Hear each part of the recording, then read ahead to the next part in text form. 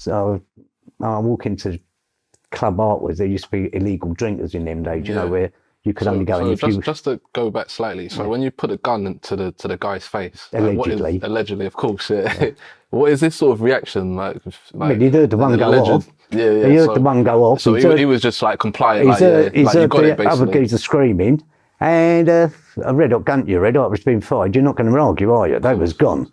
And I'll go into the drinker the next day, and all the boys in there, and they went, "All right, Bobby." I went, "Yeah." I said, "I'm fine." And they went, "We heard the Turkish guys are gone." I went, "Yeah, I've heard that too."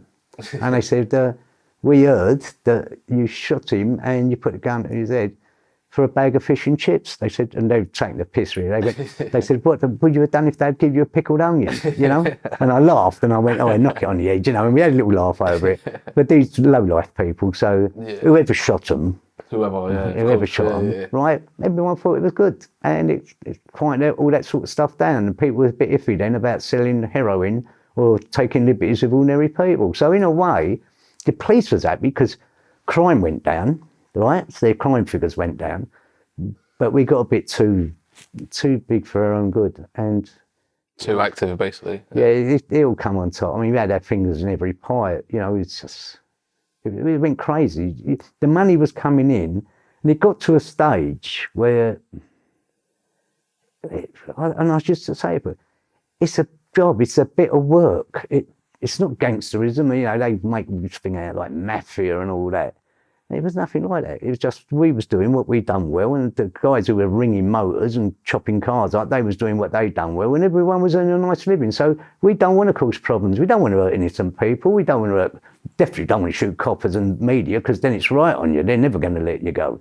You got to be a lunatic to shoot a copper or someone in the press or even in what you're doing now. We would never shoot you. Right? No, because the screen would be too much and everyone's business would be closed down and no one would earn money. And it was always about money. Yeah, that was the name of the game. Cool. And then they put me away and they sent me to maximum security and they sent me to Albany on the Isle of Wight, and pretty far. And well, it's on the island, you know. Yeah. And the only other one there is Parker. Well, there's Campbell, which was an open prison, but the other one was Parker's. The only step from Parker's is Broadmoor, you know, because so Parker's is where you had the terrorists, you had killers. Everyone was a potential killer, and if that and killed, they were quite willing to do it. And so you went there, it was sort of like the end of the road. And they sent me to Albany. It was an electronic prison, and it was built for terrorists. And sent me there because he's a gang boss and that sort of stuff. And got there, I see they was beating up prisoners, putting them down the block and beating them. And they all went to me. I'd already caused a lot of trouble in different jails I went in. I made a point of disrupt a prison as soon as they put me in it. That's why I had the island. And they went, right, what's going on? They said, Bobby, I used to get people do sit downs and riots and all that sort of stuff kick off.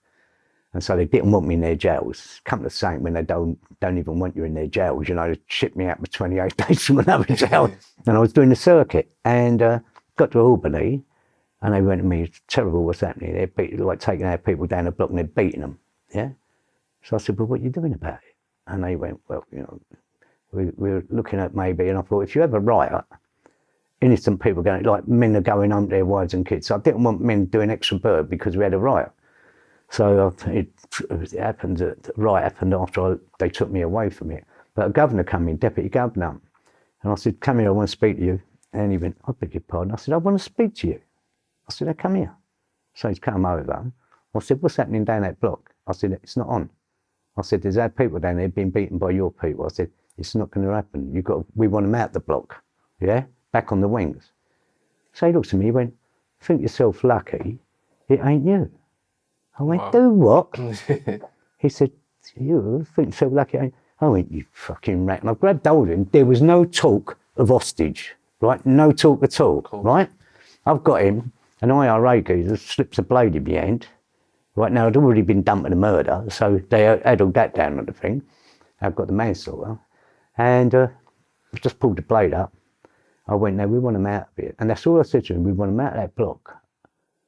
And he shouted out, he's taking me hostage. There was no talk about hostage. I didn't say I'm taking him hostage. Yeah. So I thought, now, if I let him go, they're coming in with the riot shields, they're going to kill me.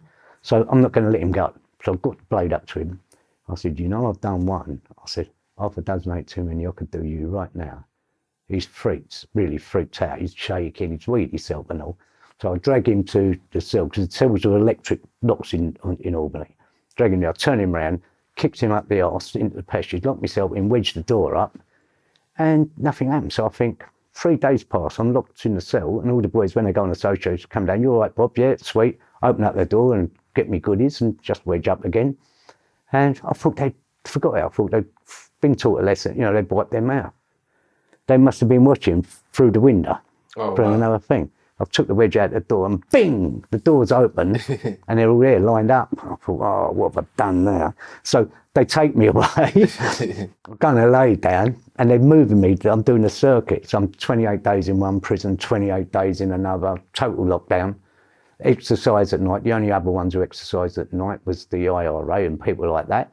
So they used to have a prison officer on each corner and 2 dog handlers, and I had to walk around on my own, and they had to do the same, one person at a time, bang.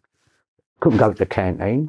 They wouldn't let, even my food was brought to me in case I'd take, because all they kept saying is, he takes sausages, this guy. So every prison I went to, it's on the thing, he takes sausages. So I'm cat straight away, I'm sleeping in a cell with the red light on all night, and they're checking me, make sure, and no one can, they can't put anyone in a cell with me, because I've killed, so they think he could kill anyone before. So I had it pretty good, and they put me in the block, and I quite liked the block because I started reading books. So the block would be solitary confinement? Yeah, I had 2 years of that. But I was reading me books. I did Open University there. I love the Open University, and I always say education is liberation. That's what I tell the kids today, you know? You want to earn money, get educated. That's how you earn money.